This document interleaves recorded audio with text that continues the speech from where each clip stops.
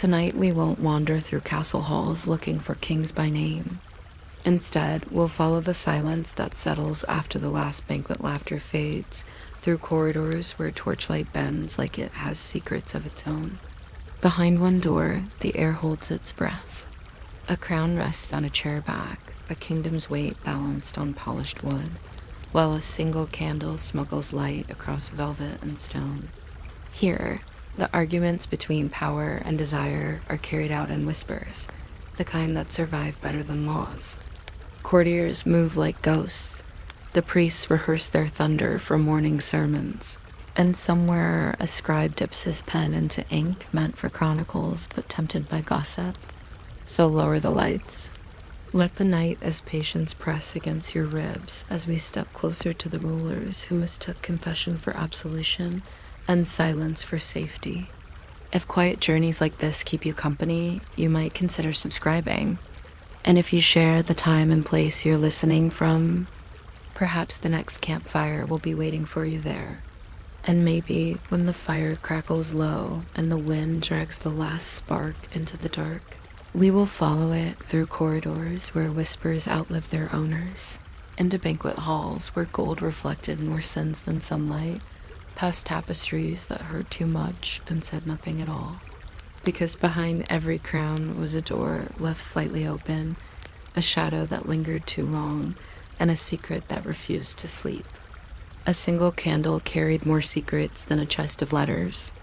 Its light trimmed the world down to the mattress, the curtains, and the shadow of a crown on a peg. Kingship, in theory, was a ladder to heaven. In practice, it involved an audience of cushions and a diary written by drafts that slipped under doors. Courtiers learned to walk like rugs. Chamberlains perfected the art of coughing at the correct moment, so a pair of footsteps could become one, or vanish altogether. A confessor waited one corridor away, polishing phrases about temptation that could be adjusted to any schedule.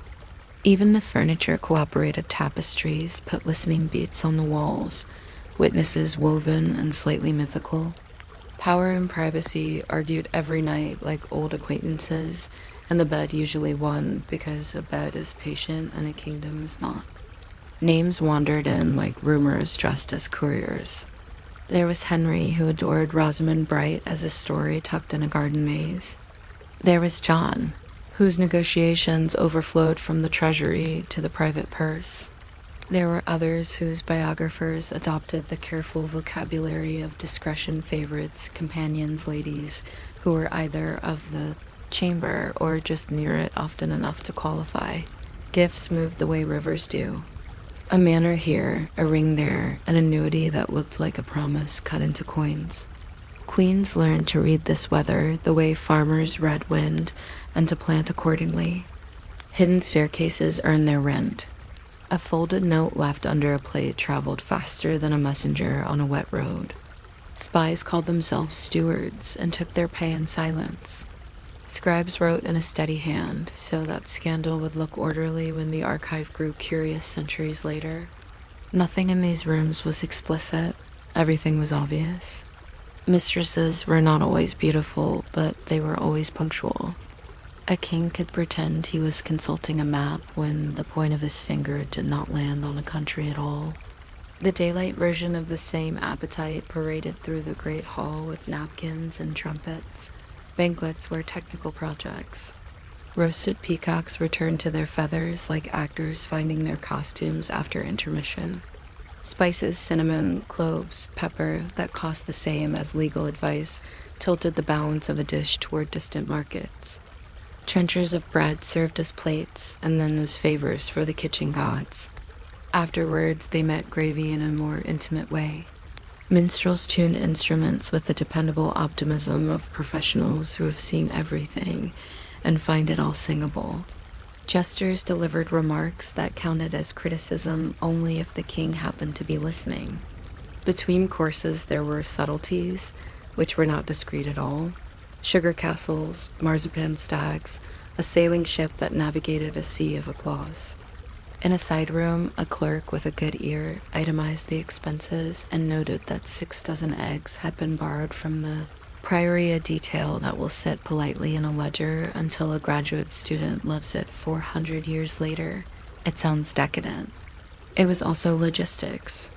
A kitchen was a small kingdom with stockpots for boarders and a scullery that experienced time in gallons. Of course, the church noticed.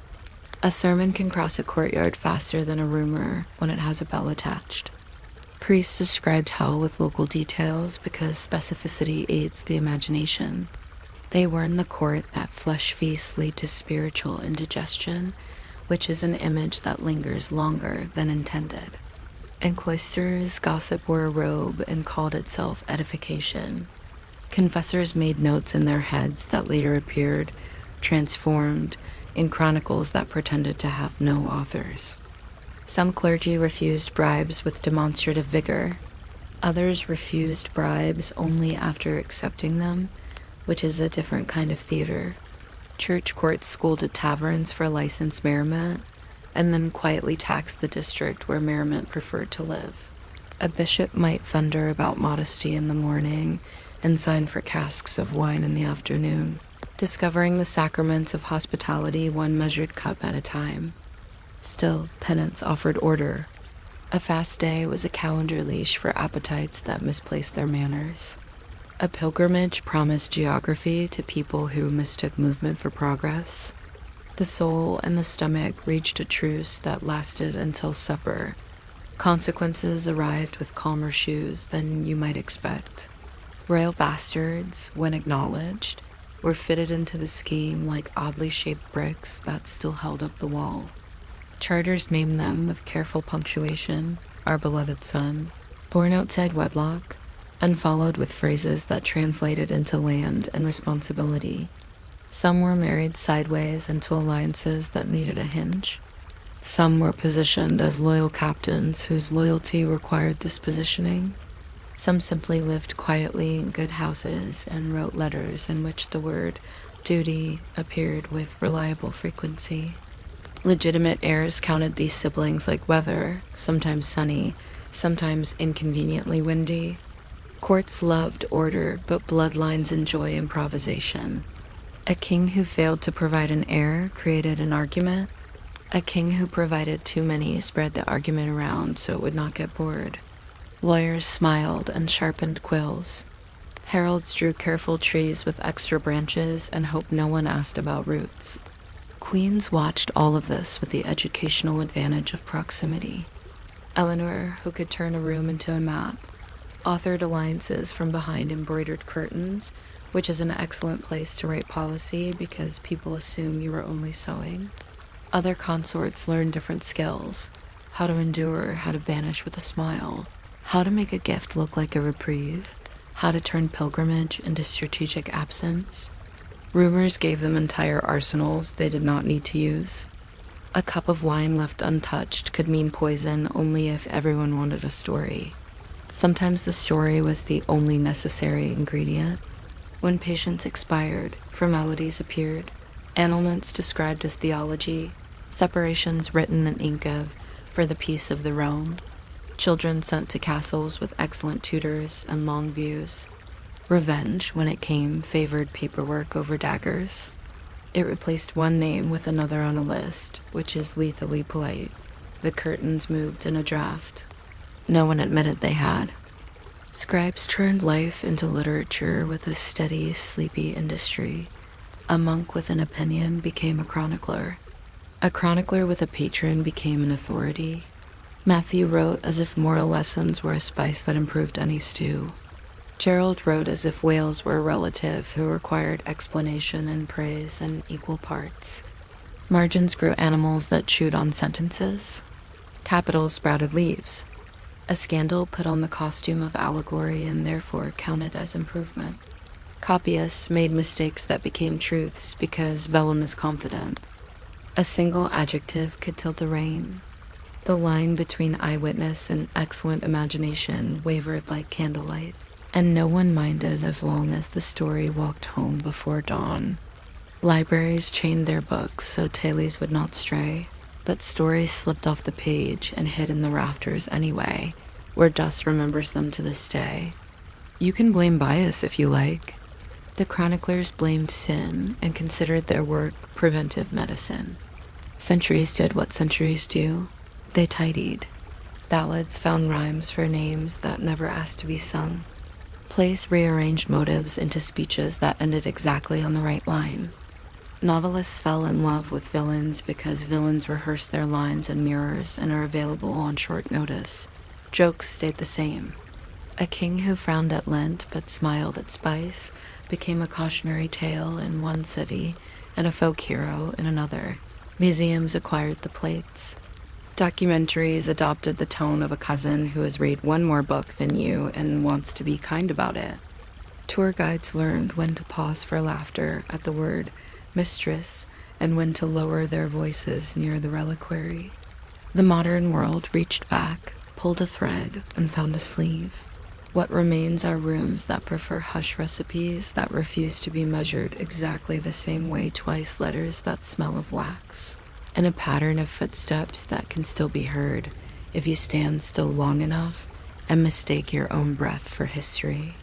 And if you set all of this on the table at once, the candle that narrows the world, the ledger that itemizes peacocks, the sermon that hisses slightly at the edge of a feast, the charter that turns a private afternoon into a public cousin, you do not get a scandal in the exciting sense. You get an atmosphere. You get people moving between duty and appetite with the awkward grace of anyone who owns more rooms than they can comfortably inhabit. You get a kingdom that prefers its gossip in Latin but accepts it in the vernacular if the weather is good. None of it requires judgment.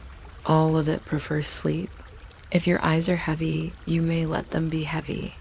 I can go on about sugar statues that sagged in humid kitchens or about a queen. A sail pressed into wax while the hound under the table dreamed complicated dreams. Or about the way a confessor's cough could sound like absolution if a door were thick enough. But the candle is shortening, the corridors know the way without light, and the story will keep itself until morning without asking you to remember a single name. You might not expect a single feather to negotiate with time, but a quill does that quietly, one soft line after another. A feather begins as weather equipment for a bird and ends as a small boat for ink.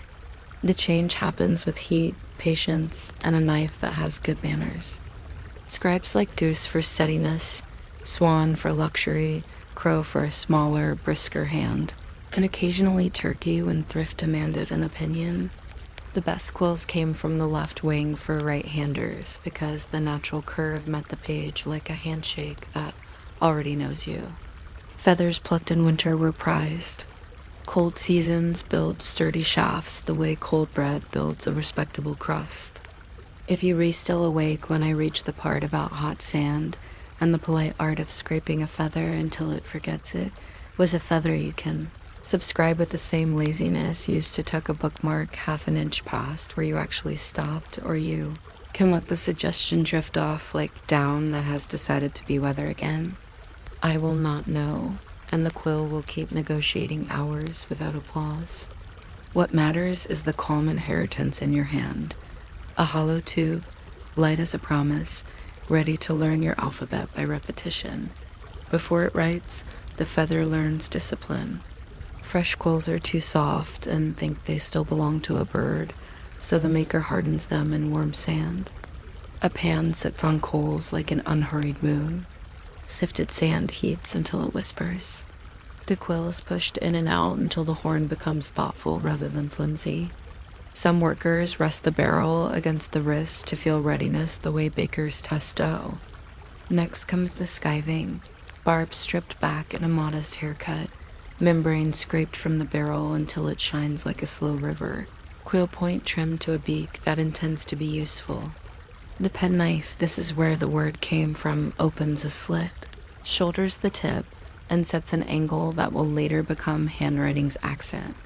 A bib knife is sharp, but not braggy. It prefers to whisper. The cut must be square enough to stand straight, oblique enough to lean into the page without sulking. Left-leaning and right-leaning scripts ask for different postures, like chairs in rooms that remember who sits where. A tiny heart-shaped vent can be added for generous flow. though some makers call it unnecessary ornament and others call it the difference between patience and blotting. On a table nearby, a little pot of pumice waits to smooth the last doubts away. A touch against the stone gives the edge of fur you can't see, but the paper can feel. Everything here is small and decisive and takes less time than learning to want it. Angle learns to become alphabet. A broad mib, cut flat, sings in a slow, dark ribbon that favors Gothic letters, their verticals like orderly hedges. A finer point mutters in italics and mercantile hands, obedient to ledgers and recipes. Every script has a preferred weather. Chancery wants a brisk breeze. Book hands prefer shade. The quill keeps up with all of them because it is both spring and channel, reservoir and rule. Hold at 45 degrees and it agrees to be civilized. Roll slightly and it will whisper a hairline. Press and it yields a stroke the width of a small certainty. Release and the line thins to a remark. A scribe trims often. The point goes blunt the way bread goes warm. Naturally, helpfully, a sign that work has happened. Trimmings curl on the mat like little question marks. Some copyists save them as superstitious confetti. Most brush them aside with a sleeve that has already volunteered for ink. Each quill becomes a conversation between posture and paper. A heavy hand carves bull roads. A light hand lays down paths the size of thoughts. Neither is wrong. The page accepts both with the patience of a field in winter. Ink is the quill's weather, and many weathers are available. Iron gall begins with oak galls, those careful, botanical mistakes shaped by wasps, and proceeds through vitriol and vinegar until the liquid looks like strong tea that knows Latin. Gum Arabic persuades it to behave. Cloves or wine can make it smell like someone took writing out to dinner. Fresh iron gall writes pale and then darkens as air walks its chemistry home. Centuries later, it will still be dark, which is why old letters look as if they never learned to fade. Soot-based lamp-black ink is quieter and sits on the page like a visiting relative. Indigo and logwood add moods. Inkhorns keep these decisions portable little lidded wells that travel with belts. And temper and sandarac, the resin pounced on a sheet before writing, gives tooth so the quill won't skate like a show-off. In some rooms, there is also a shaker of fine pounce, part powdered gum, part ground bone, or cuddle part tradition.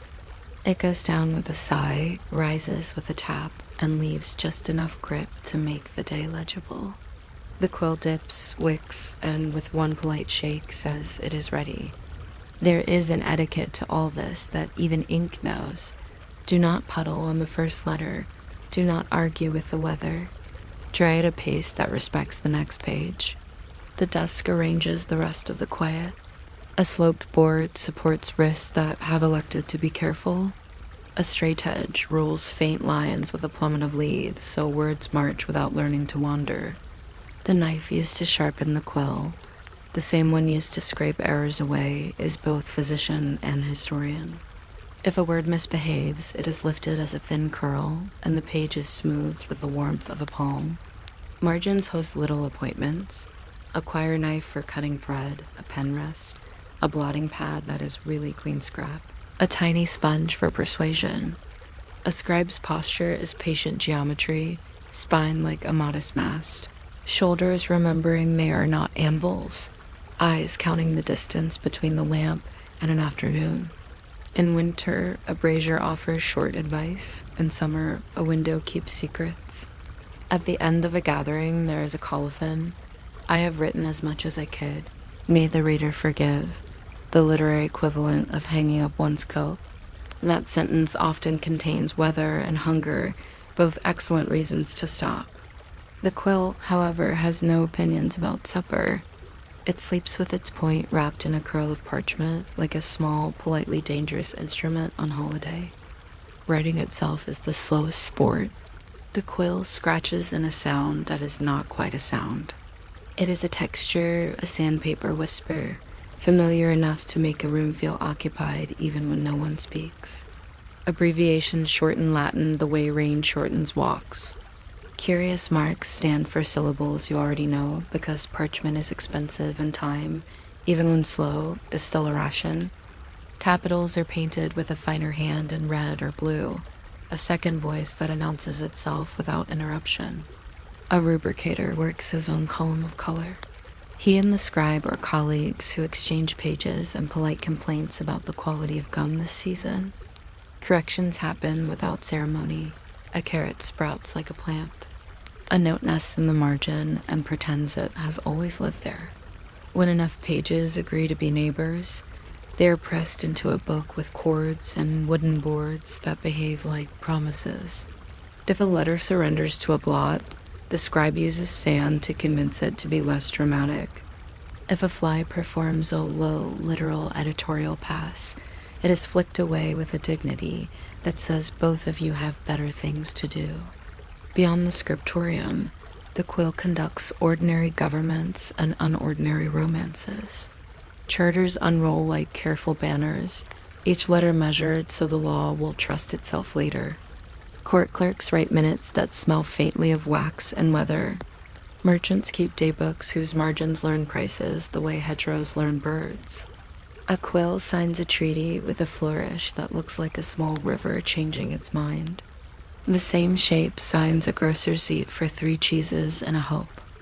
Letters travel with broken seals and friendly gossip inside, folded so the address is also the lock. The quill has a social life in pockets pen cases of leather with loops for companions. A little knife cozy, space for an inkhorn that knows when to keep its lid. It partners with wax, with sand, with string, with a thumb that smooths a fold. It has cousins everywhere, parchment prickers that make even dots for ruling, lead plummets that turn pages into staves, styluses that remember wax tablets from school. Even toothpicks and hat pins share the family joke about slenderness and usefulness. The city hums in strokes, and the quill keeps tempo.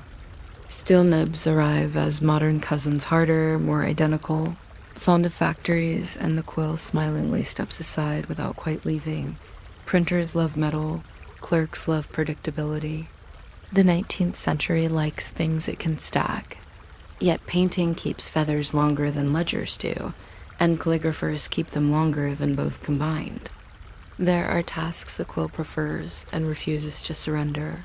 A soft swell in an initial, a hairline that could apologize for existing, an informal note that wants to sound as handmade as bread. The maintenance becomes part of the conversation. Trim, test, smooth, right, trim again. A new nib bites and then learns. An old nib surrenders and then surprises you by lasting another page. Scribes of every century tuck spare quills under the band of a hat or slide them behind the ear and forget they've done it until someone laughs. Children borrow the motley ends as toy arrows and discover ink earlier than planned. Birds continue their own business, and feathers fall in hedges the way ideas fall during walks ready, unnoticed, already shaped like tools. Gathering all this together, the warm sand, the knife's soft arithmetic, the ink that darkens like evening, the page that turns from blank to patient, you find there is nothing urgent here, only a practiced kindness between materials. The quill does not hurry you. It does not shout. It barely asks for gravity and a little light. If your mind is busy, you can give it a feather and a line. Think in strokes. Consider the virtue of a cut so small it changes behavior. Consider a slit that both holds back and lets through, like a well-tended door. You can let the rhythm be the work. Dip, touch, breathe, move, lift. Dip, touch, breathe, move, lift. I can go on telling you about oak galls that pretend to be fruit and are really the architecture of a wasp's ambition, or about a penknife with a bone handle polished by thumbs that never met you, or about the quiet satisfaction of seeing a sentence arrive without smudge, like a ship finding the right harbor. But you do not need more, you need less. The feather knows where to rest, the lamp trims itself. The line continues as long as you ask and stops as soon as sleep remembers it has a signature to finish. You might not expect the price of wheat to decide the size of your breakfast, but for centuries it did so with the serene confidence of a ledger that never raises its voice. In many towns, the assize of bread and ale hovered over ovens like a polite ghost, turning grain markets into loaf geometry. The rule was simple and delightfully inconvenient. The cheaper the wheat, the heavier the legally fair penny loaf.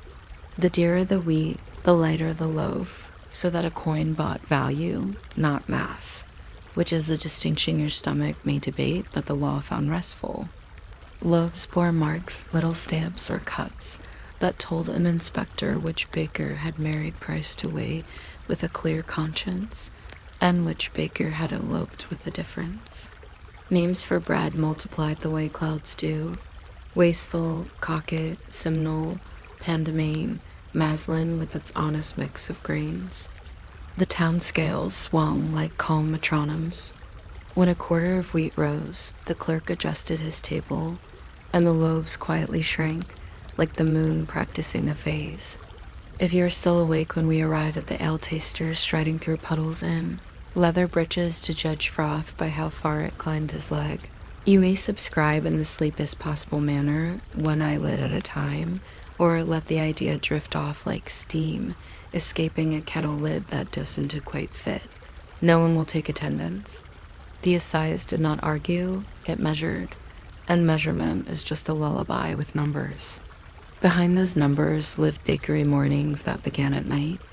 The baker rose when roofs still remembered stars and stirred a sponge of flour and water that had learned to be friendly with barm. The yeasty foam skimmed from beer, or with a patient piece of yesterday as dough saved like good advice. The trough was oak, the kneading ordinary but endless, the rhythm a soft percussion of palms. Bowding cloth was shaken over flour that had opinions about purity. A boy fetched bundles of faggots for the oven.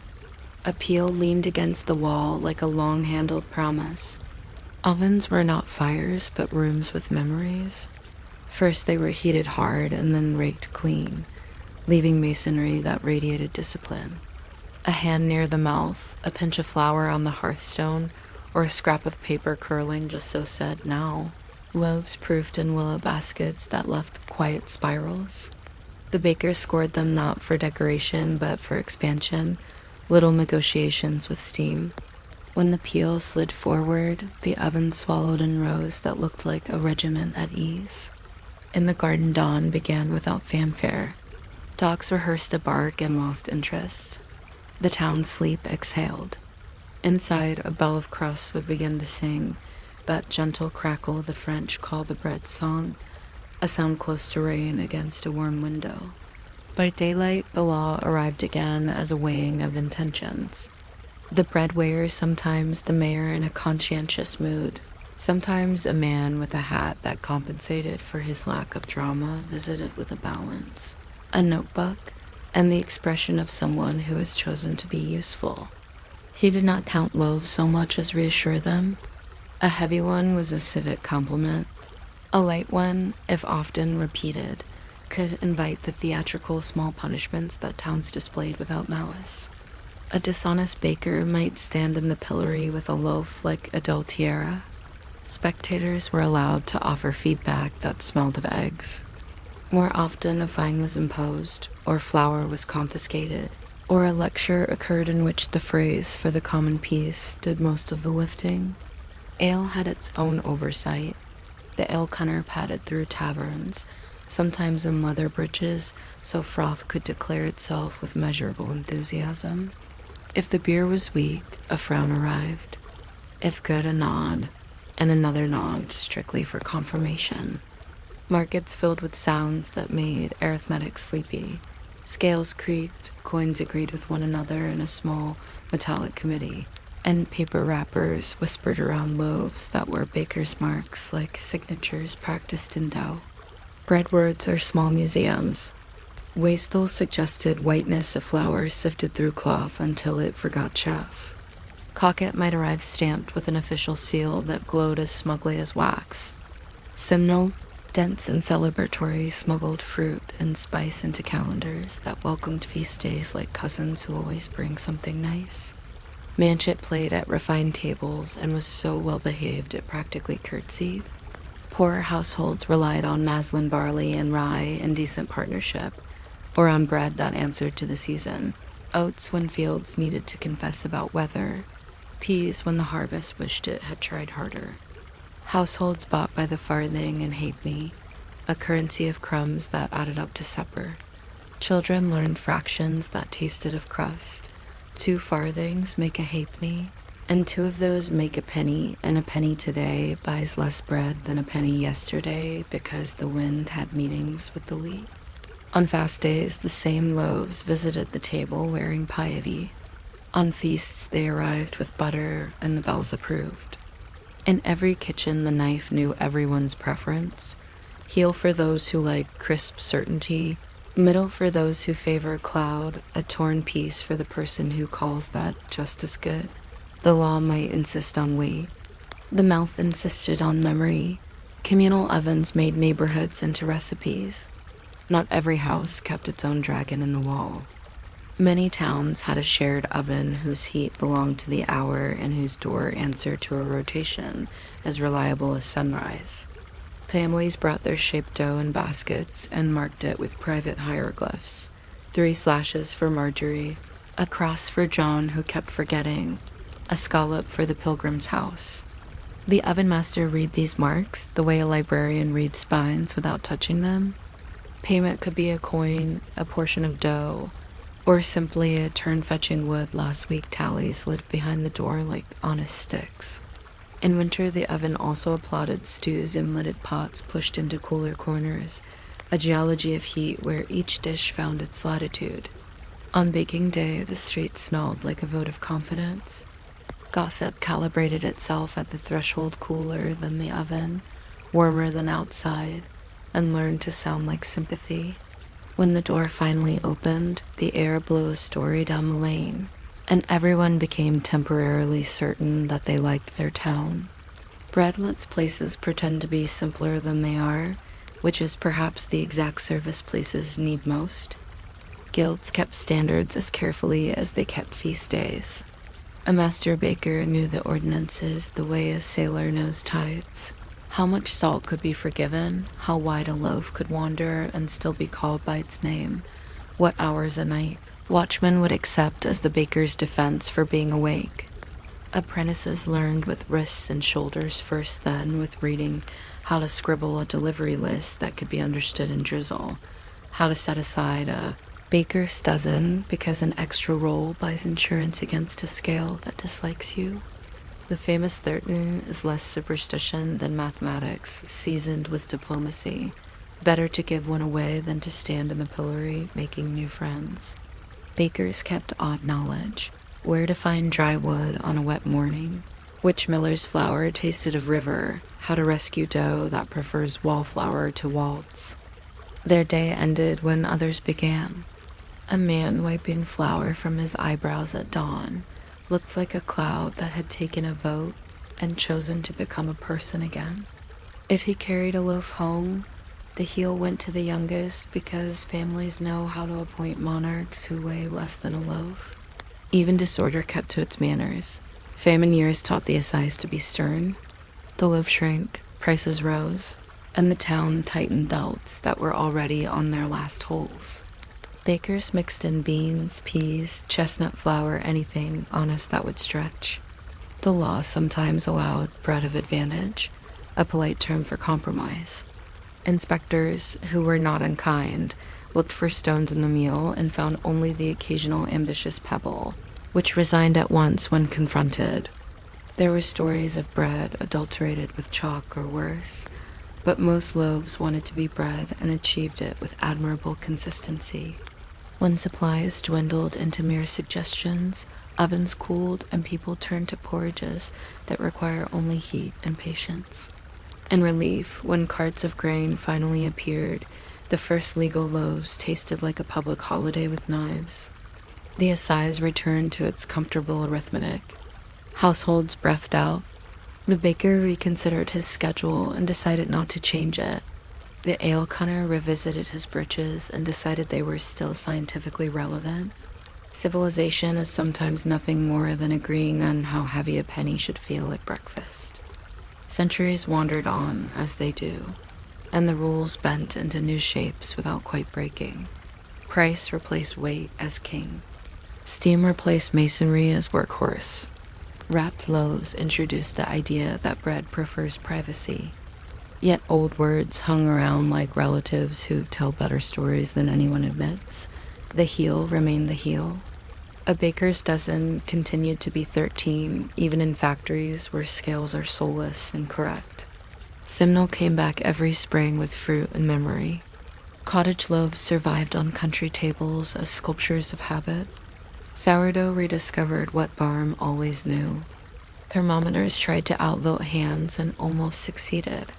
Supermarkets stacked options into neat geology, seed, white, brown, rye, and people voted with baskets while pretending to read labels. Still, the best part of bread remains prehistoric. Flour, water, salt, time, and the sound a crust makes after it decides to be finished. The law has retreated to the small print. The appetite still uses the same bold type it always has.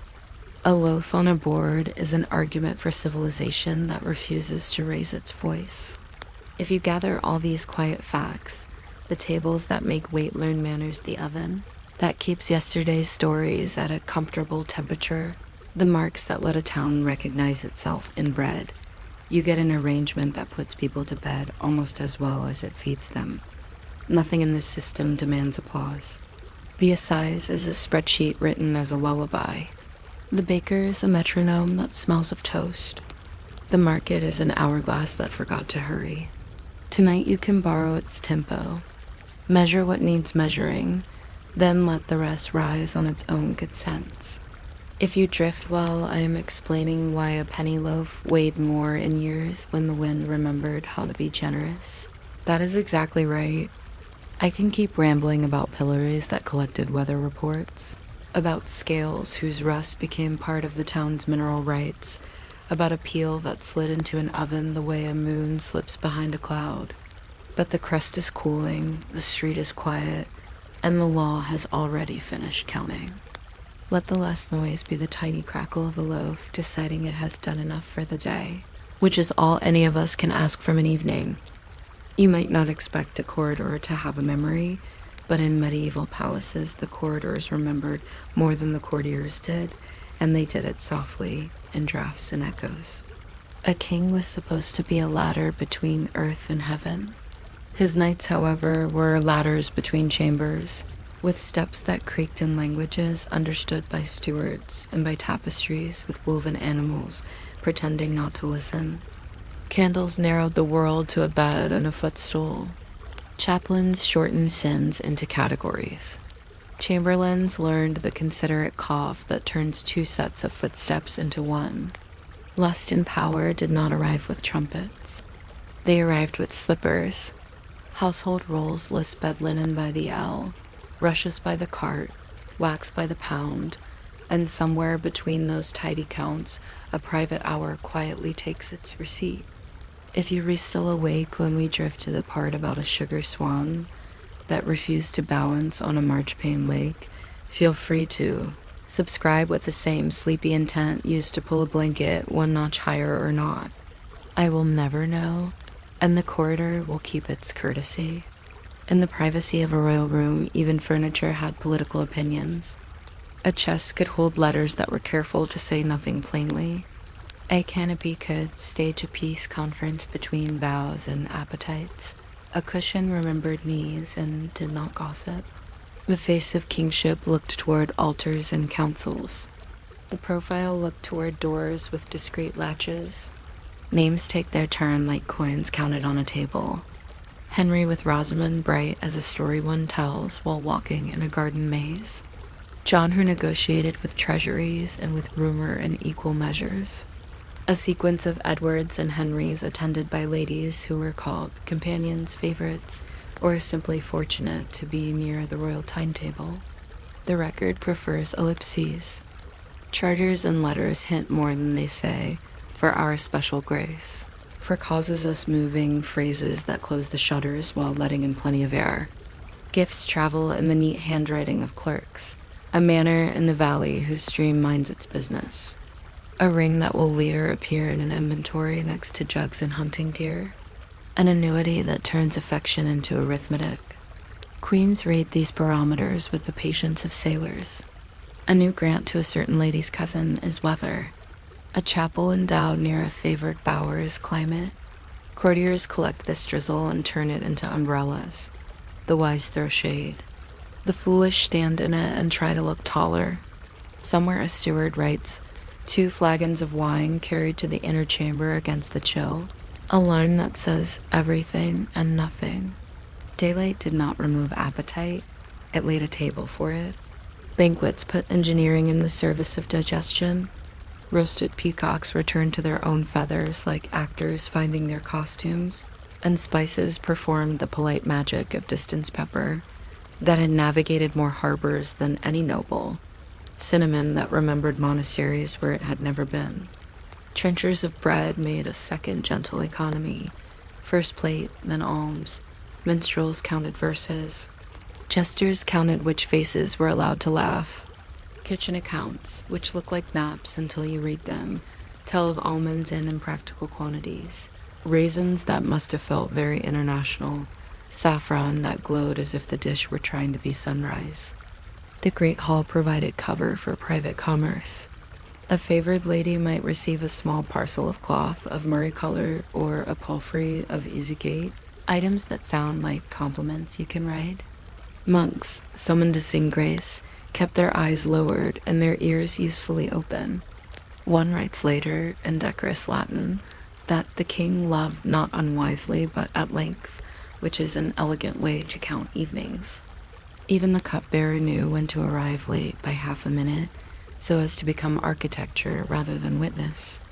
The church had its own arithmetic for desire. Sermons warned that flesh leads straight to accounts payable, and the imagery tended toward farm equipment, harrows of conscience, threshing floors of judgment because plows are persuasive.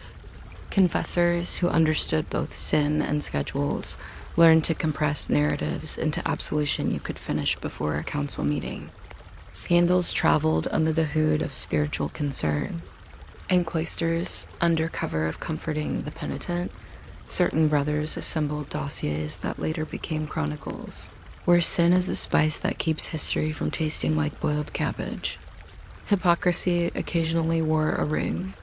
An abbot might write a treatise on temperance while making very meticulous notes about the quality of Gascon wine, a kind of research that required replication. Yet the ecclesiastical machine could be mercifully practical, lent toned-down kitchens and tempers. Feast days redirected exuberance toward saints who did not mind being patronized with fruit tarts.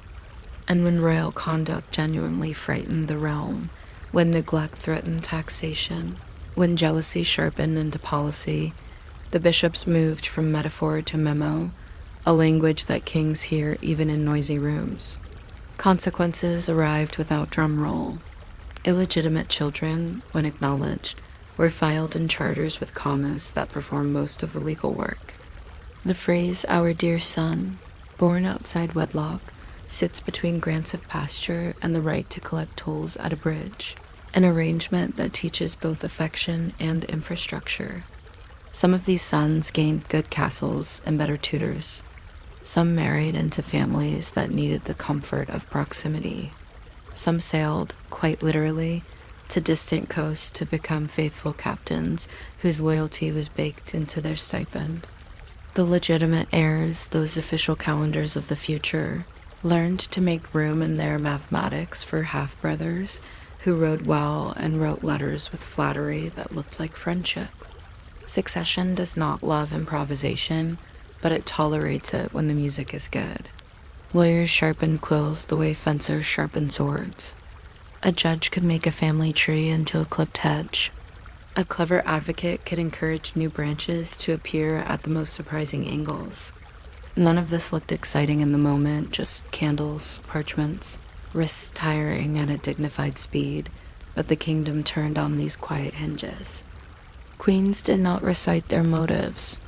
They embroidered near them. Eleanor, who could turn a pawn into a queen without lifting the piece, moved in corridors of rumor as if they were her childhood garden. Other consorts tested different instruments, a pilgrimage here that doubled as strategic absence, a foundation there that quietly employed cousins with useful loyalties, a nursery managed like a council chamber with lullabies. Retaliation, when it came, preferred paper. A patronage withdrawn is a sword with a handshake's handle. A name struck from a list is a thunderclap that sounds like the scratch of a pen. There were also meals that were quietly not eaten, cups lifted to the lip and set down again, a choreography that becomes a story even if no one believes in poison. Queens learned the art of a delayed glance. Kings learned the art of not noticing that their wife had learned it. Household accounts record everything but the temperature of a room, which remains their most informative omission. Chroniclers converted life into literature the way mills convert grain into flour, with steady noise and the occasional stone. Matthew Paris shaded kings darker or lighter depending on the season of his opinions. Gerald of Wales wrote as if geography had personally offended him, and he intended to forgive it by describing it a little too well. They wrapped scandal and morality the way cooks wrap fruit and pastry. Marginalia housed animals doing things animals rarely do, rabbits playing trumpets. Bishops writing vicious images that look like jokes until you spend a long evening with them and realize they are accurate depictions of mood. Copyists added their own leather. Here the writer was cold, one notes in the side, possibly hoping the future will send a blanket. We read these pages and pretend they are windows. They are, of course, mirrors. A scribe's fatigue becomes a king's motive. A patron's purse becomes a theological position. Still, the manuscripts are honest about one thing. They keep the tempo of breath. The rise and fall of a sentence will put you to sleep if you read at the right distance. Stories lay down roots and sprout fruit with different names. Ballads taught villages to hum opinions. Plays hired kings to speak prepared wisdom about their own mistakes. Painters gave sins colors, and colors, obedient as ever, made sins beautiful enough to survive. Later centuries collected these versions like spoons, each with a specific flavor. The romantic rogue, the tragic indulgent, the comic glutton, the penitent sponsor of a lovely church window. Guidebooks told visitors where Rosamond's bower had not actually been. Postcards told visitors they had been there anyway. Television discovered that a corridor with torchlight is indistinguishable from any other corridor with torchlight, which is philosophically satisfying. Meanwhile, historians balanced gossip with grain prices and found that grain is louder. The myths do not disappear. They find good neighborhoods and commute to work as needed. If you want the moral, it is always available and rarely interesting. If you want the mood, it arrives on time. Velvet, a curtain, a cough, a sentence that dies politely at the door. The long view is smaller than it sounds. Kings are public clocks for private hours. Their weaknesses are ordinary. Their scale is not. Desire leaked into policy the way rain finds stone slowly, relentlessly, leaving patterns geologists can admire. The apparatus around the throne learned to absorb turbulence. Stewards caught it in schedules. Bishops kneaded it into sermons. Wives translated it into alliances. Chroniclers turned it into bedtime reading for monasteries that pretended not to enjoy bedtime reading. Even the kitchens participated, inventing foods that could be served by people determined not to see too much. No one solved the problem. They simply made it part of the furniture, which is the oldest political trick and the most successful. In the end, the candles still burned, the corridors still remembered, the bed still voted for oblivion, and morning still introduced itself with bread. If you are drifting now, that is the correct form. I could keep listing small facts, the exact number of owls of linen sent to a chamber after a journey, the way a household roll notes, 2 small cushions for the keeping of feet, the price of cinnamon on a Tuesday, and Lent, but the point is the pace. Power moves at the speed of walking in slippers. Scandal moves at the speed of a cough. History moves at the speed of parchment drying. And sleep, which is wiser than all of this, moves at whatever speed you allow when the candle shortens and the corridor is pleased to forget your footsteps for the night. You might not expect a corridor to memorize footsteps, but in medieval palaces, the corridors remembered everything, and they did it quietly in drafts and soft echoes. Kingship was supposed to be a staircase to heaven. Most evenings, it was a hallway with curtains that knew when to move and when to pretend to be walls. Candles trimmed the world down to a bed, a chair, and the shape of a crown left on a peg like a very obedient hat. Chaplains sorted sin into drawers that closed politely. Chamberlains perfected the considerate cough that turns two sets of footsteps into one. The tapestries, with unicorns, saints, and very busy vines, listened without blinking. If you're still awake by the time we reach the part about a sugar swan that refused to balance on its marchpane lake, feel free to subscribe with the same sleepy impulse you use to pull a blanket a little higher, or let the idea wander off like steam from a covered cup. I will never know, and the corridor will keep its manners. In these rooms, power and appetite were roommates who borrowed each other's shoes. A roll of the household wax by the pound, linen by the ell, spices by the ounce reads like tidy weather, and somewhere between 6 tapers for the privy chamber and 2 flagons to the inner room against the chill. An hour disappears the way. Warm breath disappears on cold glass. The small mechanics of privacy had their own staff. A page learned which latch could be lifted with 2 fingers and a prayer. A steward learned that wine arrives best exactly 40 heartbeats after a door shuts. A confessor learned to listen at the speed of candlelight. Behind all the soft equipment came names with their own weather.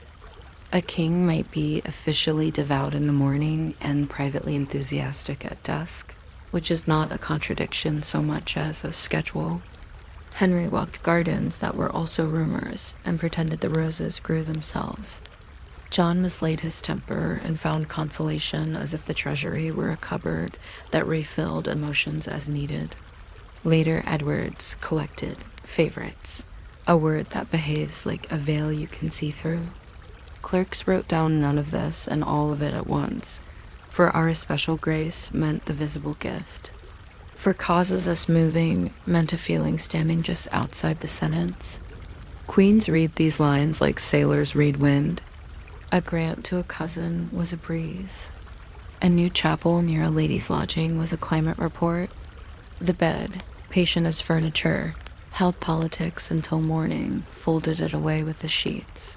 The daylight version of the same appetite preferred ceremony.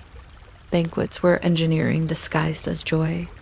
Roasted peacocks, redressed in their own feathers, returned to the table like actors who had found their costumes again. Nobody mentioned that the costume was attached with small, hopeful pins. Spices traveled farther than most nobles. Cinnamon, pepper, cloves, whole fleets of flavor smuggled into gravy so the dish could brag about geography. Trenchers of yesterday's sturdy bread became today's plates, then tomorrow's alms, which is the sort of recycling even saints applaud. Minstrels counted rhymes, jesters counted which faces were safe to tease, and servers counted how many steps it took to look invisible. Between courses came subtleties, a word meaning anything made of sugar that refused to behave like food. A castle, a ship, a Latin motto you could eat letter by letter if you felt philosophical. The kitchen accounts, read slowly, are their own romance raisins in prodigious numbers. Almonds that turned desserts into architecture. Saffron that glowed like a sunrise someone had mistakenly sprinkled into a pie. Meanwhile, the king might test loyalty by offering a slice of something sweet to a lady whose smile had a parliamentary majority of its own. And somewhere just offstage, a clerk in a good hat counted eggs and added a note about the loan of a copper pan to the apartments beyond the clock, which tells you more than it means to. If appetites were public, Sermons were punctual. The church understood the acoustics of rumor. Priests warned that a king's soul could mislay itself in a cup, so drinks were held with the solemnity of chalices. In cloisters, confession shaded naturally into commentary, and commentary shaded naturally into chronicles that shaded naturally into literature, which is a slope the church knew as well as any riverbank. Hypocrisy, of course, wore a ring like everyone else. A bishop might thunder against luxury in the morning, and in the afternoon sign for a very decent cask of Gascon wine, for the relief of those singing long psalms, yet penance served as useful house cleaning. Fast days wiped the kitchen slate, feast days restored it, and saints' days loaned their names to dishes that needed excuses for raisins. Monks who heard too much balanced their ledgers with prayer and marginal notes about human nature. One writes, in elegant Latin, that the king's devotion was admirable, but the nights were long, a sentence that feels like a cough disguised as scholarship. When royal behavior threatened the actual machinery of roll tax collections, levies, treaties, the bishops put away metaphors and produced memos, which kings hear even through thick curtains. None of this noise prevented mournings. Mournings had consequences that wore neutral faces. Children born sideways to marriage appeared in charters with commas that did most of the labor. Our dear son, born outside wedlock, and were then fitted into the realm like useful bricks of slightly unusual size. Some received small castles and large expectations. Some were married into families that appreciated proximity to sun. Some were given ships and honest work and the pleasant certainty of a salary. Legitimate heirs learn the dance of public siblings, a handshake that lasts just long enough, a gift that says, I see you, a tournament that ends with smiles for the crowd. Liars who slept badly and wrote beautifully trimmed family trees into hedges. They could make a branch, an avenue, or an alley by adjusting the grammar. The kingdom turned on these gentle edits more than it turned on drums. Queens attended to all of this from the calm geography of their chambers. Eleanor could draft policy from behind embroidery hoops as if thread were law. Other consorts practiced the art of strategic absence, the diplomacy of pilgrimage, the weaponized kindness of alms. If retaliation was required, paper did it better than swords. A patronage withdrawn is a very sharp document. A name struck from a list can sound like thunder even when it is only the soft scratch of a quill. Meanwhile, the kitchens kept their own chronicle of scandal and appetite in a language of steam. The great larder remembered which boar fed which peace conference. The buttery remembered which cask promoted which mood. Musicians discovered that certain modes suited certain kinds of gossip. Minstrels, being practical, adjusted accordingly, and the jesters licensed fools with unlicensed perception published. The first drafts of history and jokes that looked harmless from a distance. If a queen did not drink from a cup, her restraint became a play within hours. If a favorite failed to bow in exactly the right angle, the angle became a proverb. Silk remembered hands. Bed curtains remembered the pace of an apology. In inventories, these memories survive as perfectly innocent nouns. One pair of small cushions for the keeping of feet, which is exactly the sort of detail a century loves. Chroniclers rehearsed the whole theater with nibs sharpened for moral drama. Matthew Paris drew kings in ink slightly darker if they had annoyed him last winter. Gerald of Wales described entire regions as if they were relatives who needed firm but loving guidance. Marginalia pranced, rabbits blew trumpets. Bishops rode fishes, and knights fought snails, which feels unserious until you realize the pictures are accurate depictions of the mood of a meeting running far too long. Copyists inserted the weather as commentary. Here the scribe was cold, and we keep those notes because they are so much truer than the policy under discussion. Legends grew like ivy. Rosamond's bower wandered the map, acquiring new addresses whenever a guide needed a good story near a picnic site. Later centuries applied theater. A crown becomes an argument, an affair becomes a soliloquy, and history, smiling and a little tired, sells tickets. As for scholars, they sigh and juggle grain prices against gossip and find. To no one's surprise, that barley is louder than rumor in the end. By then the myths have finally settled in. Painters give sin beautiful colors because saints appreciate good contrast. Ballads move scandals to a rhythm you can walk to. Novels lean toward the rogue who repents for exactly one page and then has a picnic. Television rediscovers torches and corridors and decides this is how time feels. Meanwhile, the archives hold wardrobes and wardships, pensions and penknives, memoranda about 2 new cushions for the keeping of feet, which is enough plot for any historian. The result is a long, sleepy braid, desire twined with budget, taste with policy, appetite with ceremony. A king is the public clock for a palace full of private minutes. He moves at the speed of slippers. His realm moves at the speed of account books. The church moves at the speed of bells. Rumor moves like steam under a door. Nothing hurries. Everything accumulates.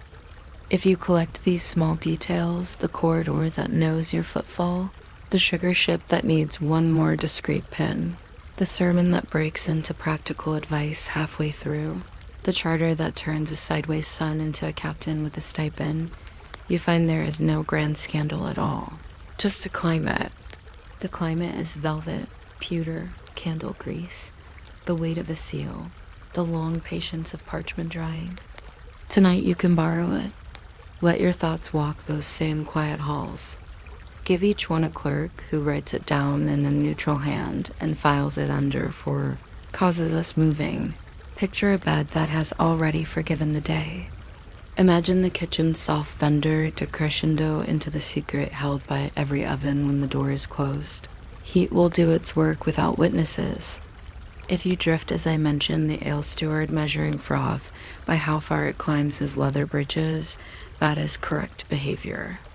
I can keep talking about a queen who did not drink, about a jester who did not miss, about a peacock that looked better than it tasted, about a confession that was really good scheduling. But the candle has narrowed, the corridor is pleased to forget, and the palace has turned itself into a comfortable silence where footsteps happen only in stories that end mid-sentence and fall gently, like a curtain into sleep. You might not expect a monarchy to depend on the temper of a pillowcase, but royal government slept better when the linen behaved.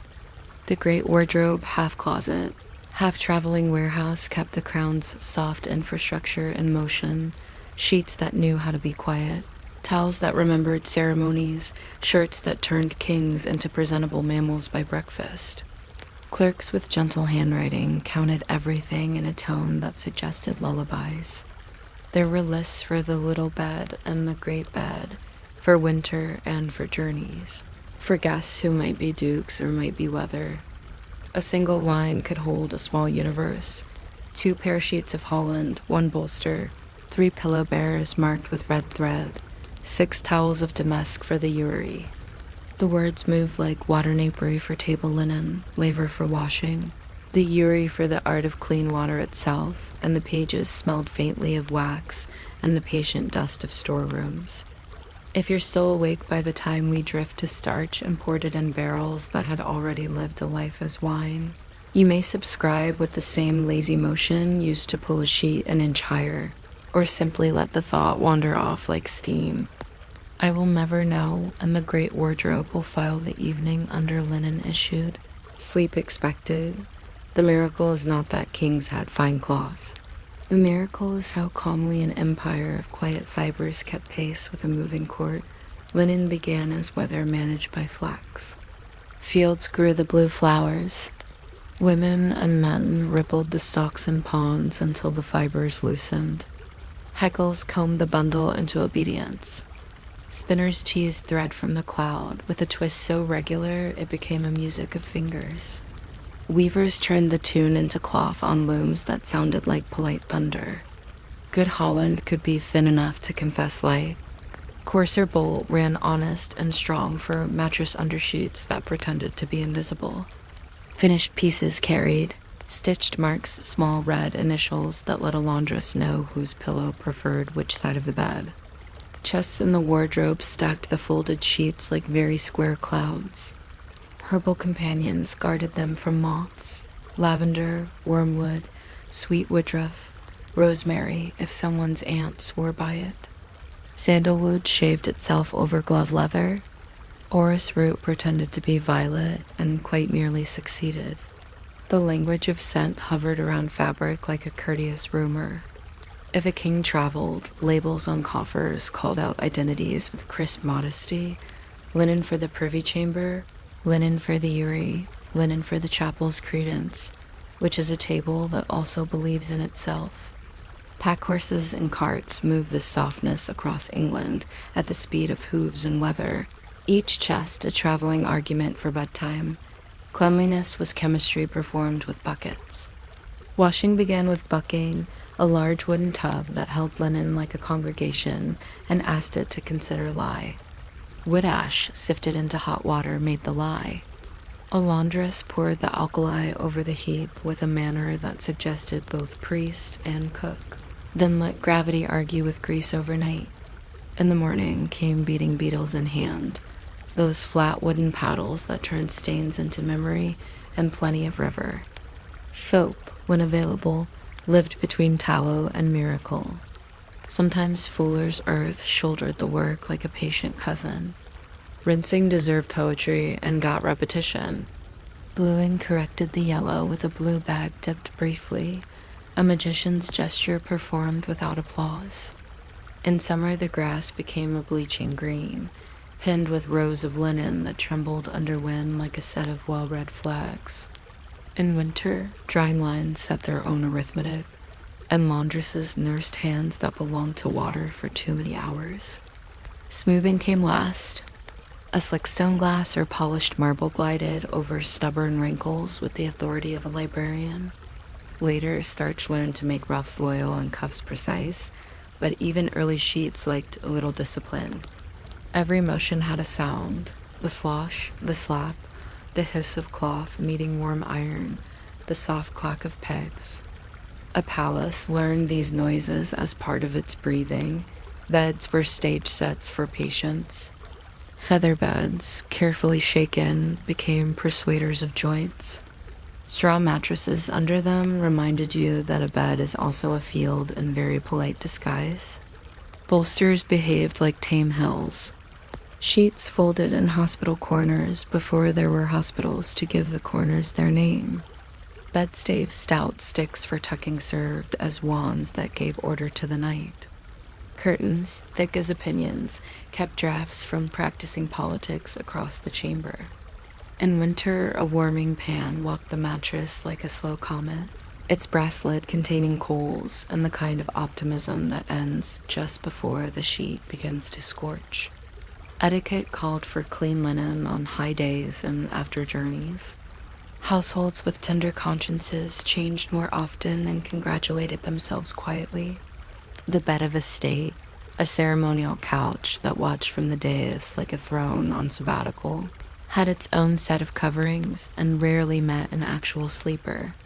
The working bed nearby did the ordinary sovereign labor of becoming crumpled and forgiven. Traveling beds packed down into bundles that pretended not to have been furniture an hour ago.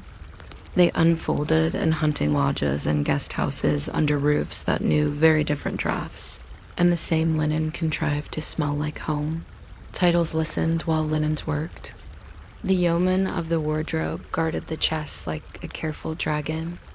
The sergeant of the Uri believed in water the way some men believe in maps. The gentlewoman laundress maintained a regimen in which no sheet was above instruction. Pages carried folded cloth with the reverence of small altars. A boy assigned to the napery learned mathematics by counting napkins that went out and the identical number that came back. An arithmetic best practiced before wine. Wardrobe clerks wrote in soft ink, recording that 4 ells of canvas went to protect coffers against rain. that 12 ells of linen were cut down to make pillow bears for the summer progress, that one bedspread of greensay with fringe was aired in the sun and judged sufficient honest, language did small gymnastics to remain modest. Certain rooms bore the name garderobe, which sounds like a closet and was one, though a different kind of closet claims the word now. Clothes sometimes hung above that other sense of garderobe for a reason we will not test, but which moths apparently disliked. Terms moved around like furniture. Meanings sat down where they found light. Table linen conducted its own diplomacy. The head table wore damask. Lesser boards wore plain cloths that ironed their shyness flat. A long napkin, the surnape, crossed the high table like a river. The ewer poured water for hand washing into a basin that admired its reflection. Folding was choreography. A napkin could become a pocket for a place setting, or a pyramid, or a tidy parcel for bread. In homes where the cook possessed a sense of theater, a napkin might even rise into a bird that required no plucking. After the last course, crumbs met a brush and the table learned to be a plain board again. All this whiteness absorbed gravy as if doing the realm a favor and then went off to negotiate with lie and sunlight. The great wardrobe counted napkins with the same gravity it counted banners. Cloth is paperwork for dinners. Garments flowed through the same calm system. Shirts made of linen hugged kings before any emblem did. Livery cloth, scarlet, murrey, tawny went to the household in bolts that turned corridors into gentle streams of color. But underneath, linen kept the truce between skin and wool. Laundresses held the kingdom's comfort by the wrists. They knew which seams frayed first, which collars carried diplomacy, which sleeve rewarded patience with a stain that would not admit to knowing dinner. They mended with stitches that hid their opinions. They blue-bagged roughs into that particular honesty that photographs now impersonate. They earned wages in coin and in the secret satisfaction of seeing a day's labor lie in orderly heaps that smelled like the beginning of a poem. On washing days, the palace learned that queens and children, counselors and huntsmen, everyone trusted the same tub. History likes to pretend it is made of iron. More often it is made of soaked flax and patience. Soaked at travel multiplied linen the way weather multiplies remarks. A royal progress required bedding for the king, his household, and the household's household. Coffers wore numbers and tags. Carts wore their own good luck charms. Pack horses wore bells, so their thoughts would not wander off. Rain believed in England and often visited. Canvas covers shrugged or did not. Inns tried to supply local bedding, but the wardrobe preferred to trust its own clouds. On arrival, the pace was practiced. A tester bed went up, a chamber carpet went down. Chests opened their long breath, and within an hour the room smelled like home trying its best. In the morning, everything reversed with the neat violence of departure. A clerk ticked boxes. A laundress collected anything that admitted to having been used. The road learned the taste of the king and could have written a memoir if roads were not so restrained. Even repairs made good bedtime talk. A torn sheet was not a crisis. It was an excuse for conversation. Patches, if honorable, were cut from retired napkins and stitched with a courtesy that promised dignified second lives. Fringes were combed and detangled like thoughts after a meeting. Candle grease, that loyal vandal, met tallow scrapers in resignation. Sitter on the hearth's edge conceded to bread, used as an eraser, a humble trick that works on cloth and on memory equally well. Someone, usually the clerk with tidy Latin, wrote item for thread of Flanders for the mending of sheets and shirts. It, which is 3 pence that felt taller than it sounds. Linen taught economy by endurance. Nothing was wasted until it dreamed of becoming dust. And afterward, when the household slept, the wardrobe slept too. Chests sat content, wood thinking of trees again. Lavender and wormwood did their night watch with noses. the bed cold like a landscape after sun. The last creases in the pillowcase slowly forgot the shape of a crown. A kingdom is a noisy animal by day, all trumpets and parchment, but by night it is a stack of folded decisions. If you listen, you can hear the soft arithmetic of threads preparing tomorrow's patience. If you drift while I am still murmuring about blue bags, or about a slick stone that out-argued a wrinkle, or about a list that reads 2 towels for the hand-washing of strangers, that is the correct response. I can keep going about the yeoman of the wardrobe who labeled coffers with the accuracy of a librarian, or about the laundress who knew which lavender bush was honest and which was bragging, or about the pillow bearer stitched with a small crowned R so an apprentice would not mix it with the guest linen. But the night has already adopted the room. The ledger closes itself gently. The bed, newly polite, makes room for sleep to practice its oldest craft, smoothing the day until its edges agree to lie flat. You might not expect a lion to obey grammar, but in the long, drowsy bureaucracy of heraldry, even lions study syntax. A shield is a sentence written in color and metal. It begins quietly, a field that is either a metal gold that calls itself, or silver that answers to argent, or a color with proper medieval shyness. Gules for red, azure for blue, sable for black, vert for green, purpure for purple. Furs are the polite exceptions, ermine with its snowy pattern of tiny tails, vair with its blue and white bell shapes that look like a row of little roofs keeping the rain off. Over this background walk figures called charges, each with a posture learned from centuries of careful looking. The rule that keeps everyone calm is spare and motherly. Do not put color upon color or metal upon metal, because contrast is a kind of mercy. It is a bedtime rule for pigments, and most of the time they mind it. If you're still awake by the time I reach how a hedgehog is properly called an urchin, and a dolphin looks suspiciously like a curled-up sea dragon, feel free to subscribe in the drowsiest manner, perhaps. The way one nods at a beetle in a corridor, or let the thought wander off like gold leaf deciding to be dust. I will never know. The shield will go on diagramming its creatures as if commas were claws. The language of description blizzen is a lullaby disguised as precision.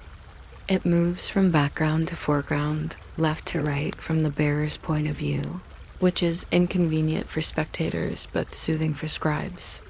Gules, a bendor, means a red field crossed by a diagonal golden stripe, and there is no need to argue because the grammar has already done the walking. Lions have attitudes like actors, rampant when rearing up in a courageous yawn, passant when strolling forward with one forepaw raised as though late for a very polite appointment, garden if they look at you, regardant if they glance back to see whether they lock the door. Eagles prefer to be displayed, wings out like a comfortable towel. Boars are armed when their tusks are noted, laned when tongues are red, and crowned when someone felt generous with little circlets. There are ordinary shapes too, as plain as furniture. The fess, a horizontal band. The pail, a vertical one. The bend, diagonal as a thoughtfully slanted shelf. The chevron like a roof. The cross and saltire, which are exactly what they sound like after a nap. Lines may be engrailed like a row of little bites, wavy like an obedient river, nebulae like clouds that remember to be decorative. To read a blazon aloud is to hear a room tidy itself. Argent, 3 mullets sable, a chief gules, and everyone goes to their places without a fuss. Heralds were the librarians of this moving picture book, strolling between banners and lawsuits with the same professionally calm face. They wore tabards that were tiny parade's cloth of arms, stitched front and back so one person could be a walking index, and they learned to blow a trumpet without misplacing the page they were keeping in their heads. At tournaments, they identified knights who were identical under mud. At courts, they settled disputes about who had the right to paint which bird. They performed visitations, which were civil, traveling audits. A herald would knock.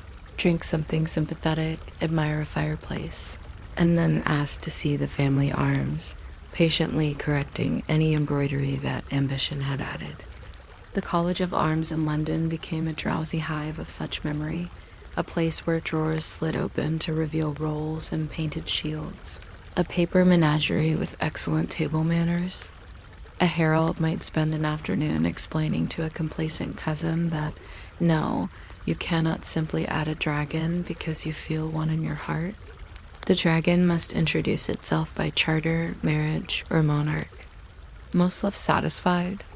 The ones who didn't were given good advice about quartering, which is a way of sharing the shield like a pie so everyone gets a taste without indigestion, making the pictures required slower magic.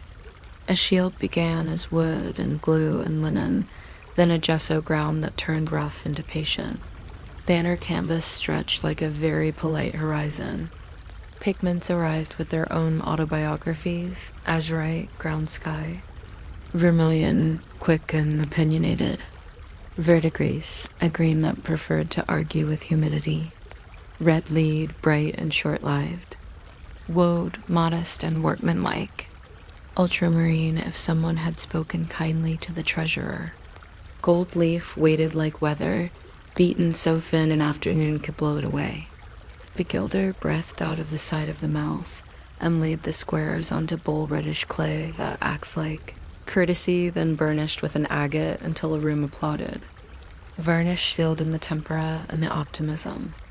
The device repeated itself on horse trappers, on livery jackets, on kettle hats and tent walls, multiplying like a calm echo so that even a sleepy onlooker could tell who had arrived.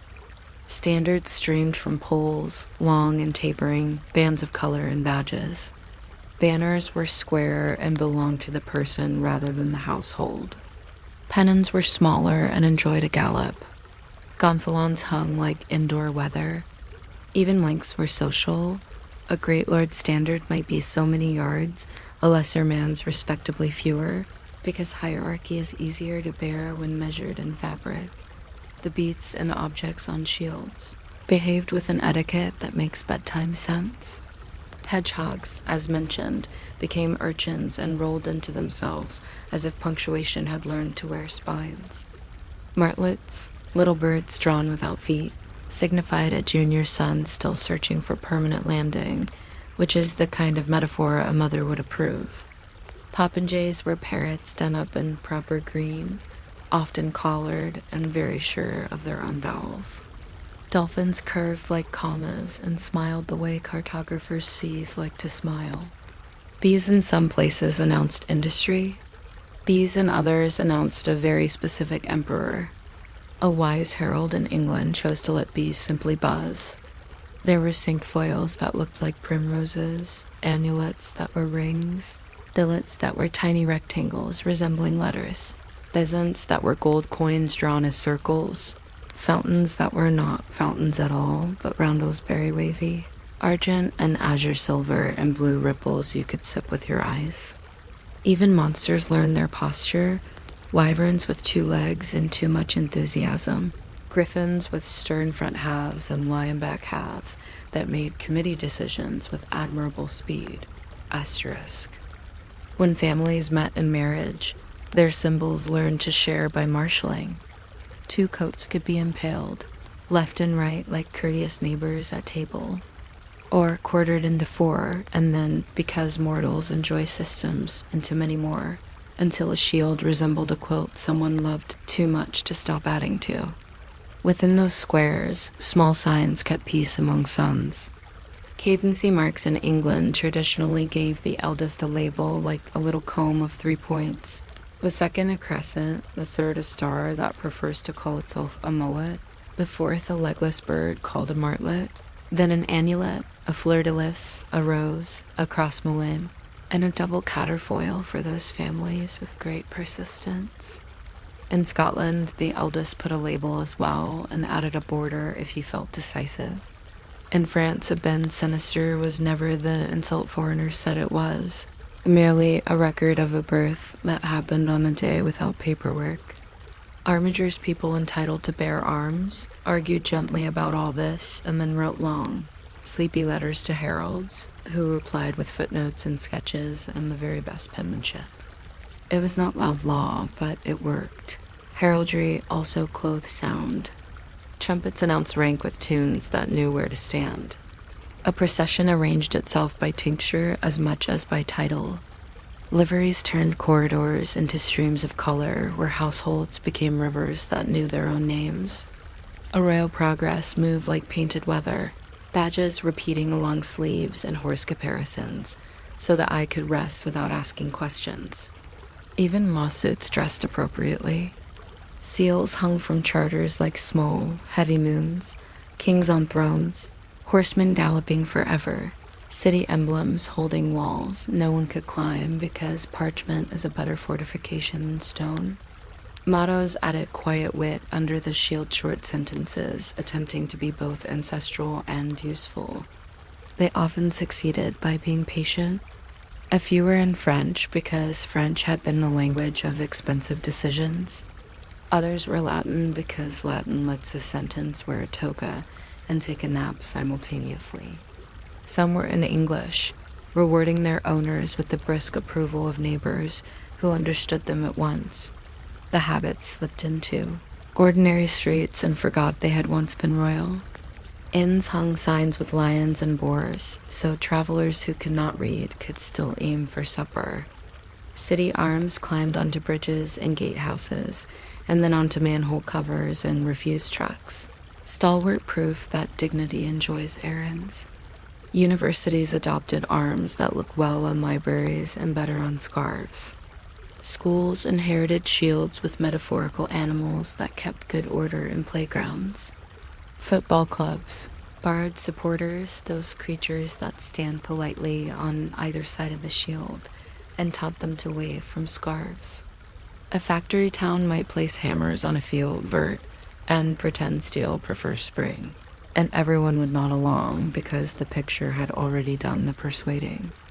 The language persisted in jokes, a friend's coat of arms, theory of 8 coffee and duty, a family's crest, a cat couchant garden in a laundry basket proper, which is not appropriate blazon and is also perfectly understandable. Once a grammar enters play, lullabies spread. Confusions, when they came, were gentle. People called the whole thing a crest, when the crest is only the object on top of the helmet, usually a bird that forgot to land, or a hand holding something that does not belong inside a house. Others painted colors that defied the rule of tincture, which made old heralds sigh and new designers smile. Some wanted mottos so long they could serve as table runners. A kindly herald would suggest a pruning. Others wished to claim extinct arms because they liked the bird, and arms being as much legal as art declined the invitation. Yet the system absorbed these jolts like a good mattress. It had 3 defenses stronger than any wall: habit, community, and the fact that paint dries. Once a device was on a seal, on a chest, on a tomb, on a parish window, its story joined the architecture. You do not argue with a church that has been describing you in glass since your great-grandmother's winter dot color. Of course, kept breathing under all these rules. Azure darkened when the workshop's azurite batch had more enthusiasm than binder. Vert faded where sun and sermons met for years on end. Gold leaf behaved like a cat, settling only where it pleased and then shining as if the afternoon belonged to it.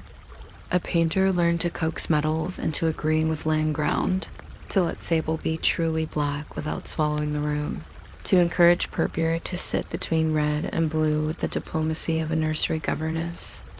Weather erased edges and made coats of arms look older and therefore truer. Moss tried to quarter stonework and succeeded in looking heraldic about it. Rain traced chevrons on walls that never asked for them. Banners frayed at the fly end and invented their own language of cadency. The oldest company, the longest tassel. Gather the pieces, the grammar that tucks lines into sentences, the tabard that turns a person into a flag, the patient pigments. the courthouse that smells faintly of wax and triumph, and you find heraldry is not noise at all but tempo. It is the sound of colors agreeing to be neighbors. It is an alphabet that learned to sit up straight. It wants nothing from you except a glance, and perhaps, if you are designing a little shield for your own desk drawer, the courtesy of contrast and a beast with good posture. Tonight, if thoughts wander, give each one a tincture and an ordinary. Make worry sable and divide it per pail with a fess of argent where sleep may right itself. Place a hedgehog proper and base because it feels helpful. Grant the whole arrangement a motto that yawns.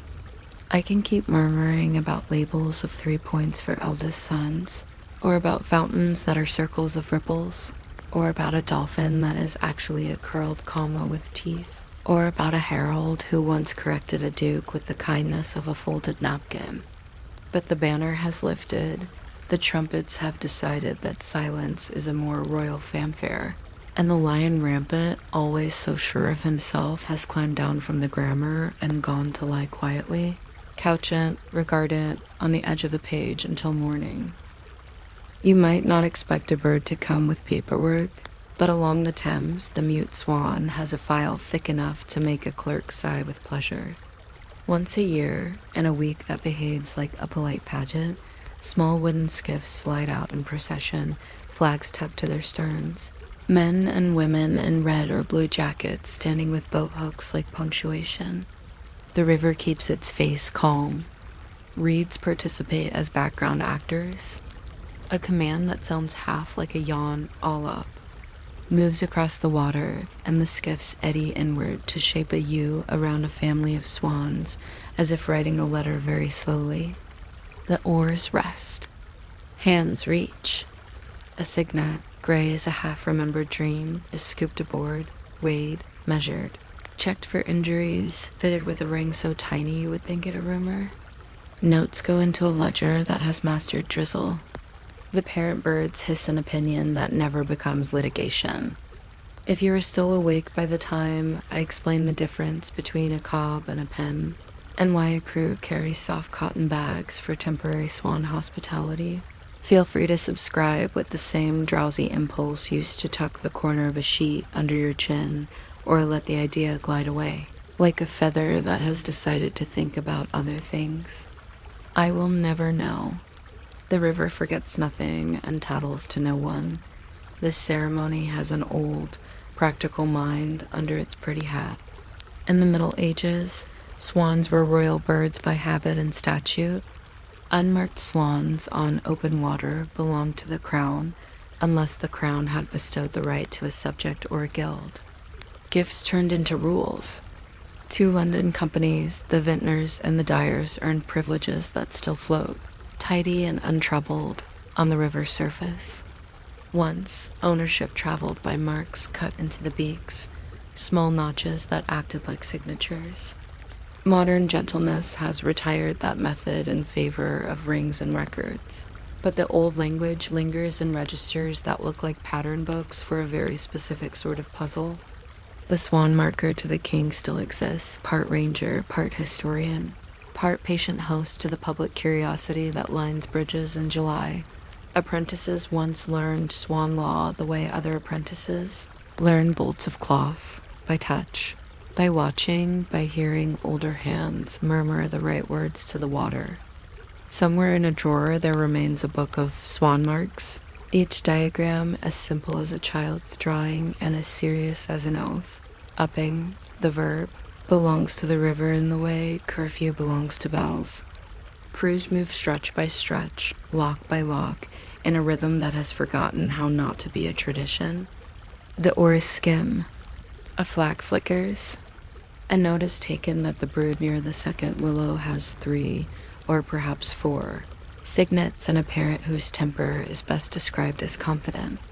The cob, the male, is heavier in the neck and inclined to explain policy. The pen, the female, is the one whose patience keeps the family shaped like a family. Young birds wear ash gray down and sail as a bunch of commas. Later they whiten as if a January frost had crept over them in slow motion. The crew works with gentle fuss.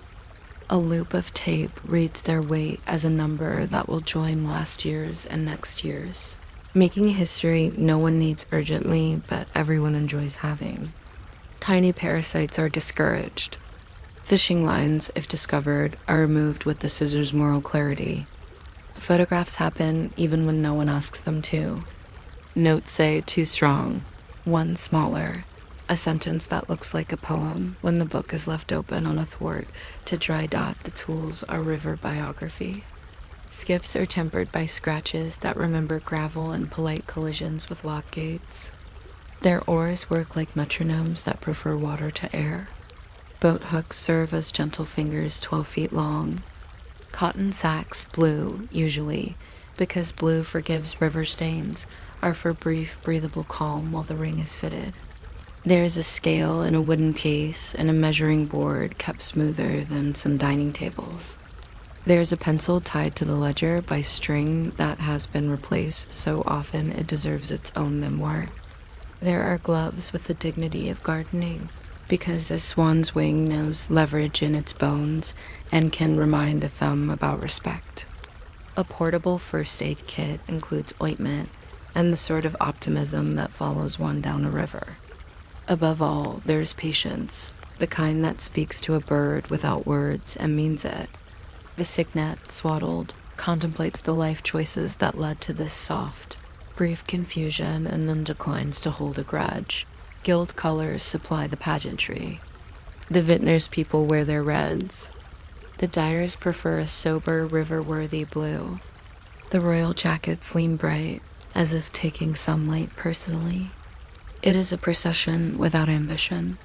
Children on bridges ask if the rings hurt. Someone answers in the tone that one uses for both toddlers and reporters. No, they do not. A jogger drops to a walk without admitting it. An elderly man whose memory weighs what years weigh announces that he remembers when the upping boats were fewer and the river was browner, and no one argues because rivers carry every kind of truth at once. Pubs along the reaches put chalk swans on their signboards and do a gentle week's business. A dog who does not follow protocols barks helpfully at everything that moves. The swans, having inspected the rings and the intentions, return to their work of looking like poems.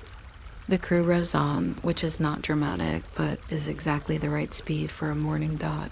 It sounds ceremonial, but the ledger is the point. The river may forget a single afternoon. It will not forget a century of afternoons written down. Cygnets are counted, adults noted, injuries tallied, nesting sites described with the cartographic precision of under the leaning alder upstream of the small red dinghy. Floods and droughts bring their footnotes. A hot summer widens the margins with remarks about weed growth. A hard winter sprinkles the page with the word ice. The ledger is a polite truancy officer for time. It teaches you that a family of swans is not a symbol, but a pattern you can look up. In a year when foxes were busy, the number of surviving chicks will whisper it. In a year when storms made sudden weather at inconvenient hours, wing feathers will tell you about it long after the clouds have apprenticed themselves to another coast. Nothing here is an emergency. Everything here is a reason to own a pencil. Swans once sailed not only on rivers but on menus. Medieval feasts dressed them in their own skins the way theater dresses actors. The bird arrived with neck arched and though lacquered into a lacquered mood, part dinner, part emblem. Cooks gilded them for high occasions, the way sunlight gilds an afternoon if you happen to be paying attention at the right time. The flavor is discussed in old sources with the kind of politeness that keeps you from asking a second question. Over time, taste changed. Law changed with it. By the late 20th century, the Wildlife and Countryside Act wrapped the swan in modern kindness, and the only cutting permitted is of ribbons at small ceremonies where people cheer at boats. The old legal language has survived like a fossil in a friendly rock. The Crown may claim unmarked swans on certain stretches, but the claiming now looks like counting, and keeping looks like caring. The river, which approves of food only in the form of sandwiches that leap from picnics. As satisfied with this development, the words are a quiet museum of their own. A swan herd once had charge of a flock. There were swan meads for grazing and swan moods for the business of who owned which line of white punctuation on which water. A swan shot, in one parish dictionary, was a fine for stealing birds, although it reads now like a term for a photograph in bad focus. The collective noun is a bevy when they are on land and a wedge when in the air, though in practice you will say, look, swans, because grammar yields to feathers. The young are cygnets, which looks like signets and tempts romantics into punning. The adults are mute swans, even though they hiss with eloquence and grunt like blacksmiths if you lift one in a sack. Swan-upping itself is a phrase that behaves like a boat. You need to place it on water to understand it. Spoken indoors, it sounds like someone promoting a minor official. Spoken from a skiff, it sounds like a river doing its paperwork. Every reach has its own manners. Near locks, the swans are cosmopolitan and accept ringing with the blithe patience of seasoned travelers. In backwaters, they are villagers and prefer to negotiate. Weirs add acoustics. The cry of all up hits the timber and comes back like a delayed thought. Some birds are neat, apparent fore and aft like punctuation. Others drift, curious of propellers and oarlocks, and the philosophical meaning of a human shoe abandoned near a landing stage. In July, the water lilies hold their faces toward the light with no interest at all in ownership. Moorhens make snide remarks and rush away on frantic toes. A heron pretends to be geometry. The best seat for watching is a low bridge with a patch of shade and a handrail at exactly the height that backs enjoy. You can lean and let the pageant pass under you like a sentence you are in no hurry to. Finished out, the human side has its own rehearsed tenderness. School children climb into a skiff to meet a cygnet and go suddenly quiet because being trusted by a small, uncertain animal is the best kind of homework. A member of the Guild Sleeves Rolled, eyes the color of river tin, explains that the ring carries a number that turns a bird into a history without taking away its birdness. The swan marker demonstrates how to hold a wing so the bird feels supported, and so a wrist remains a wrist tomorrow. Someone remembers when rings were heavier, when notebooks were not waterproof, when a fog ruined the morning and made everyone late to the tea laid out in the hall with cups that had their own gossip. A camera drone buzzes with the earnestness of a new apprentice and is tolerated because even traditions enjoy a small toy.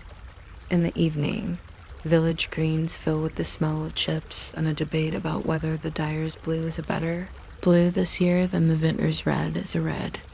No one wins. That is not the purpose. Not every story ends with a boat. Swans claim roundabouts and city ponds with municipal grace. They stand on one leg like punctuation editing itself. They build nests from reeds and stubbornness, exactly where a council would have put a bench. Rangers add small fences and larger signs. People read the signs with the respectful inattention we reserve for rules we intend to follow anyway. The birds, undeterred by planning committees, raise families in public like a royal household that prefers honest weather to palace air. A cygnet tries water for the first time and discovers it is the thing wings were thinking about all along. A dog, distracted by the glory of being a dog, is counseled by its person to admire from afar. Bread is discouraged in favor of grain and leafy civility. The year turns without making a fuss. Under the pageantry, there is data sleepy enough to make a scientist smile. A clutches sighs against the year's rain totals. Survival rates along different reaches. The slow cartography of where broods prefer to try their luck. The ledger belongs to conservation as surely as it belongs to costume. When a swan turns up injured on a Tuesday in September, the ring says who last met it in July, and the phone number in the back of the book lives in everyone's pocket now. Vets and volunteers and boaters who never joined a guild nevertheless join the river. The old legal sentence about royal ownership melts agreeably into ordinary kindness. It is the sort of evolution law likes best, a change of spirit that leaves the word uncomfortable in its armchair dot. There are plenty of tiny absurdities for the careful ear. A cygnet pecks a watch as if auditing time. A ringer apologizes to a bird for weighing it half a pound heavier than last year, then laughs at himself and writes the number down anyway. A tourist asks whether the birds know they are the kings, and someone answers, only when the wind is westerly, which solves nothing and pleases everyone. A crew debates whether the cake at the next pub is better than the cake at the previous pub, and realizes the answer is both. A swan steals a sandwich and adds it to the ledger as an unrecorded perk. A lockkeeper, who has never hurried, lifts a paddle with courtly slowness and makes the river go up because somebody must. The skiffs pass through like commas in a long, thoroughly agreeable paragraph, and then, as every soft ritual intends, the light does its good work. The last day of the week arrives with a calmer sun. The flags fold. The jackets are brushed. The boats shoulder under boathouse roofs, as if roofs were invented for this exact posture. The ledger, soft by evenings and hands, closes with the pleasant weight of a dictionary that has learned one more set of meanings. The crews disperse to houses that keep ordinary hours. The swans resume their occupation of being diagrams of grace. A ring glints once as a bird shakes its neck and settles. The water holds the shaking glitter for a moment and then files it under river business, which contains everything. If you drift now, you drift in excellent company, a procession that is mostly patience, a law that grew into care, a bird that kept its crown but forgot to wear it on purpose. I could keep going about the way a cygnet's feet are the color of wet slate, about the little dab of oil the bird takes from the gland above the tail and works into the feathers like a tailor, about a page in a 17th century register where a swan mark looks exactly like a small, careful house and makes you want to move in, but the oars have been stowed, and the evening has learned the river's posture. Let the last sound be the hush of water under a low bridge, and the almost inaudible sentence a swan writes when it turns itself into a crescent and falls gently asleep.